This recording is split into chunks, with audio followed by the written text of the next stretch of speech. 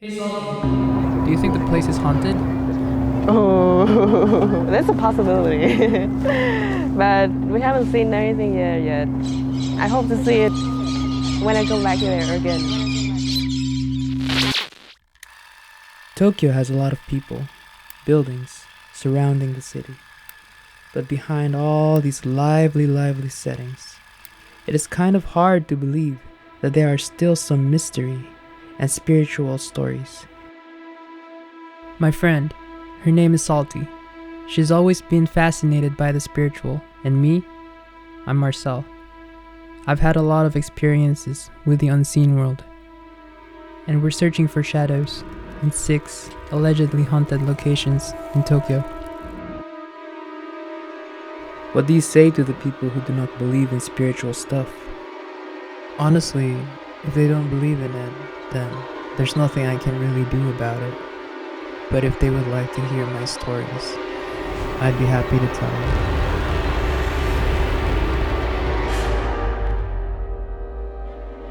them. Number 1. The Kohoku Bridge. There is a belief that a bridge can connect 2 different worlds. Many accidents occurred on this bridge. 1967, the bridge was opened. In 1989, the first accident happened. A car hit the edge of the bridge and fell into the river. The body from that accident was never found. Where did it go? I heard some people say that the spirit wants to bring the other drivers to him or her. Is this spirit actually from the accident in 1989 or something from way before the bridge was built? Someone also mentioned that a soul would sweep next to them in their car as they drove by. But I feel like maybe these lights are just reflections from somewhere else. This part does not feel really scary. I also heard stories such as an old man chasing people down across the bridge. But when they turned around, the old man disappeared. And also other stories such as people walking across the bridge and having the feeling that someone is staring at them from under the bridge. Well, I did learn a few things. There's a lot of old men around the area, so perhaps the stories earlier could have been done by a physical old man. During our visit, I talked to some locals, and they mentioned that a lot of gang activities did happen there. The bridge is located across the Arakawa River in Adachi Ward, and there's a certain stereotype that it is the most unsafe ward amongst the 23 wards in Tokyo because of the crime rate. So maybe these ghost stories may help people avoid the area. Who knows? A lot of people think that this shrine has a very evil history. What do you think about it? Yeah, I love the story. It's like very dramatic story about the couple, right? Number 2. The Oiwa Inari Tamiya Jinja. The shrine is located in the middle of a private residence area in the Shinjuku district. Former home of a woman who was poisoned by her husband in the 17th century. Based on Yotsuya Kaidan, famous Japanese horror story.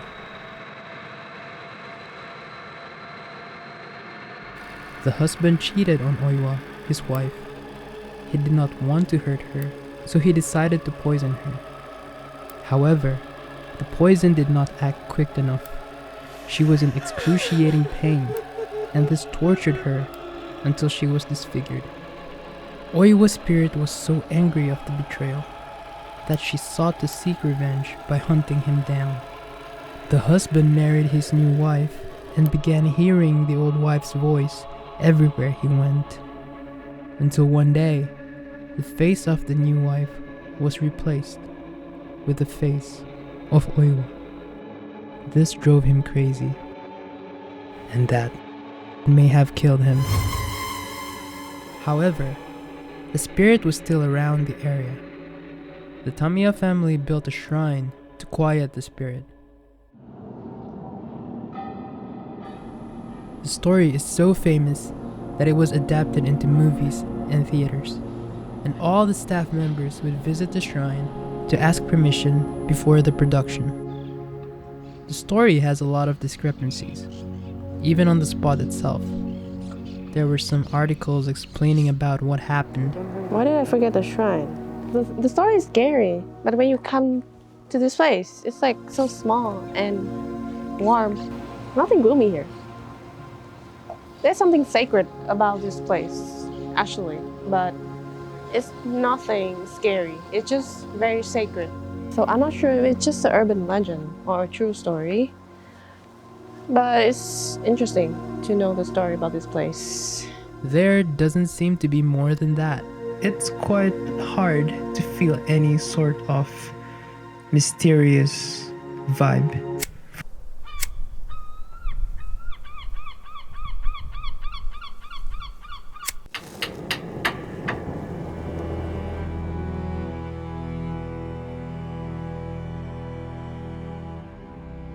Number 3. Yokoamicho Park. This place is located in the middle of the Ryogoku area.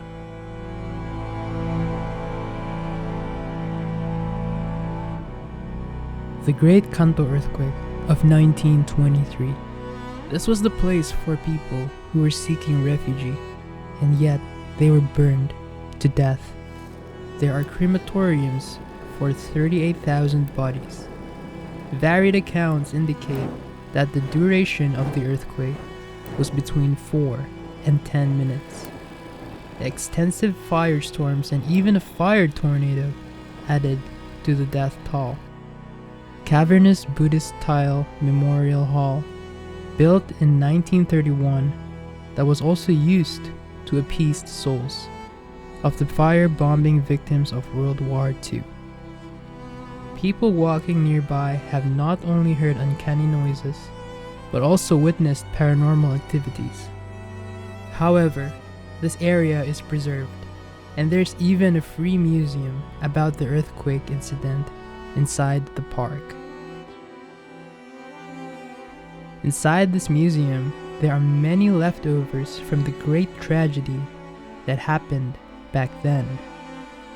Honestly speaking, this place was one of the more peaceful ones that we saw that day. Yokoama.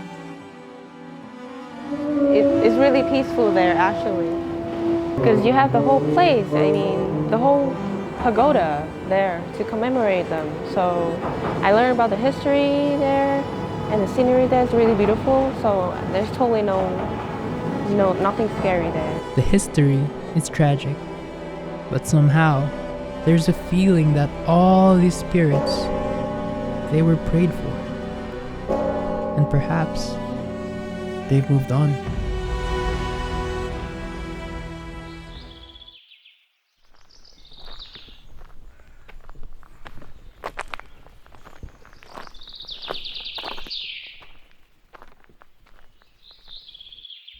Number 4. Toyama Park. Toyama Park actually did feel really heavy energetically. When we were walking around the park, it did not feel very pleasant at all. It's just hard to explain why. The heel of Toyama Park is called Hakoneyama, and it is also located in the Shinjuku district. It was the former site of Army Medical College and Hospital. During World War II, hundreds of bodies left over from the medical experiments were secretly buried here by Unit 731. Many died from experiments involving chemical weapons and mass murder. It is said that the bodies were thrown without respect. The victims were mainly Chinese communists prisoners of war. They were all tied down and became test subjects. Many of the victims had their body parts removed without anesthesia. After testing, the body were dumped in the mass grave. And this is now the park. According to people, bones continue to unearth. In some dark places, they see people stroll. They hear sobbing or mysterious voices and even screaming sometimes. The ghost, I'm a bit skeptical about that because it could be a rumors, but I can feel a quite darkness in this area. Residents who live around the area even mention that sometimes they see fiery balls. It gets even creepier as there is a public bathroom where someone allegedly committed suicide.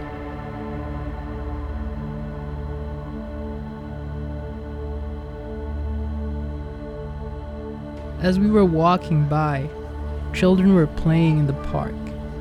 It felt quite normal. But at night, things change and the whole area just seems deserted. Those people who think it's scary, I think they have a reason to say that because it's not as lively as the other parks in Tokyo. In the evening, when the sun starts to go down, people all around start to leave the area, even when the lights of the park are turned on. Some people say that we should never be in the park at nighttime. Since the victims of the experiments were not Japanese, there are no shrines around or proper graveyards to be seen, which makes this place one of the most haunted places in Tokyo. The most scary place, I would say, is an oak tree that we saw. There's a hole in there. There's a black hole in there. Like, what's happening in there? Like curious. Number 5. The Taira no Masakado's grave. The graveyard is surrounded by tall buildings in the middle of the city. A place of an angry samurai rebel from the Heian period named Taira no Masakado. One day, the samurai had a dream that the sun god chose him to become the new emperor. So he rebelled until the current emperor at the time ordered for his arrest. His head was hanged on the market in Kyoto for people to see. His decapitated head mysteriously resisted decay for 3 months. It was said that his eyeballs continued to roll inside their sockets even after death. Miraculously, the head even moved from Kyoto to Edo, which is now known to be Tokyo. It was found by some villagers and this scared them. The villagers built a grave to please the anger of the samurai. It is said that the head was trying to find its missing body. I feel like somehow, maybe somebody at the time randomly took the head with them. I feel like this is something that people in the past would probably do. Can't surely say that this was something metaphysical. Construction workers who happened to disturb the grave had risks of accidents or even death. This was one of the stories. The finance ministry was constructing a building above this graveside. But in 1923, the Great Earthquake happened and destroyed a portion of the building. The finance minister died in a terrible accident not long after that. Many Japanese people who worked around the area visited the grave as a morning routine to help them start the day off. Graveyard. I feel a little bit of sacred feeling. Maybe because of how they built the place or how they put like small decoration, like small stuff around the graveyard. Yeah, and the story itself is already spooky. So I would say I feel something there. I felt like this place was one of the places where there was a lot of spiritual energy. It did not necessarily come from the place, but at the time, there was a man who was cleaning the area around the grave, and he proceeded to pray very deeply in front of the grave. Right after he finished cleaning, I saw some sort of energy around him. It was this intense, smoky kind of energy. Maybe some people call it aura. But it was very, very big and high, especially when he was really deep in his prayers. So I do not know what to say about that. Maybe some things are better left alone. Number 6. Sunshine 60. Sunshine 60 was quite interesting because it had a very gloomy energy to it, even though it's supposed to be this fun, entertainment-filled place. It is located in Ikebukuro, Toshima district. In the 60-storied building, some people believed that they may have seen strange fireballs floating around. Some people even said that they saw an old lady in the hallway with empty eye sockets, and when they approached the lady, she would disappear. Japanese war criminals were executed here. Before it was considered the tallest building in Asia, this place was a prison called Sugamo Prison. It was constructed in 1895, held political prisoners, including Prime Minister Hideki Tojo. The Prime Minister and 7 other high-ranking convicted political prisoners were hanged here. Japanese people would know it would spark urban legend when they rebuilt the building, so they named it Sunshine 60 to make it sound more cheerful. This is the only skyscraper that is considered to be haunted. There are so many people, entertainments, restaurants, and much more around the Sunshine 60. There is no evidence that this place was a prison in the past. It's like the prison never existed.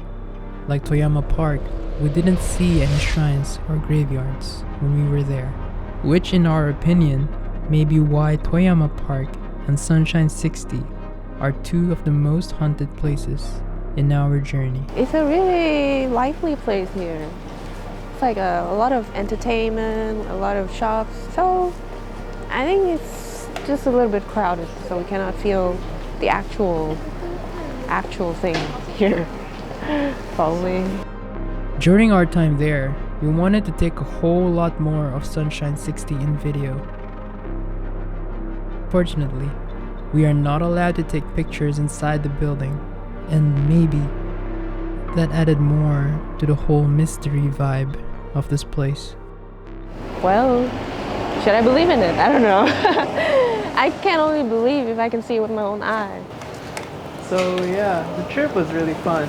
The trip, we have a lot of really amazing stories we heard before coming here, but when we actually come here, it was not like as scary as I expected. So yeah, I think it's all fun. I think the fun was in learning about the history and like actually going to the place and realizing that it's a bit different to just see the truth. So yeah, you know what? We should do this again, but maybe outside of Tokyo. Right, exactly. Yeah, I heard it's like a bit more spookier in the countryside. Let us know which place you thought was the most interesting in the comments. If this video does well, we would visit one of those places during the night time. Maybe we will have a different vibe. You know, we might even actually see something.